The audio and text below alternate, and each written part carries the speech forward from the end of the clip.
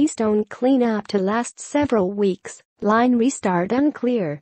New York Calgary, Reuters, the cleanup of an oil spill from TransCanada Corporation's Keystone pipeline may last several weeks, South Dakota's environmental regulator said on Wednesday, but it is still unclear when the key artery will restart.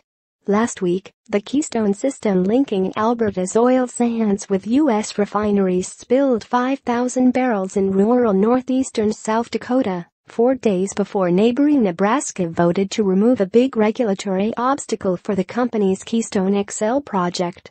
"We expect it to take several weeks. Our focus is making sure they do that cleanup in accordance with our regulations," said Brian Walsh, environmental scientist manager for the South Dakota Department of Environment and Natural Resources. TransCanada has so far recovered 571 barrels of oil, a spokesman said. "Repair plans will be confirmed once we are able to safely expose the impacted section of pipe," he said, adding that the company is working with the U.S. Pipeline and Hazardous Materials Safety Administration, PHMSA, on a return-to-service date for the 590,000-barrel-per-day pipeline. Refiner Phillips 66, which sources some of its crude from the line, told staff that the pipeline could be shut for as long as 4 weeks after preliminary indications, according to Energy News Today.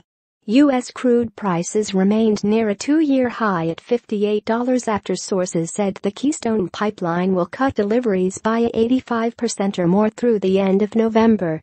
That would effectively reduce shipments by around 7 million barrels of crude, traders say.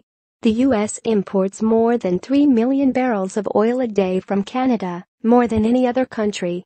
U.S. pipeline regulatory officials said on Wednesday they will remain at the site until the pipeline is restarted, and a PHMSA spokesman said its personnel will monitor the excavation and packaging of the damaged pipe section for testing. Reporting by Catherine Ngai in New York and Nia Williams in Calgary. Additional reporting by Ethan Liu.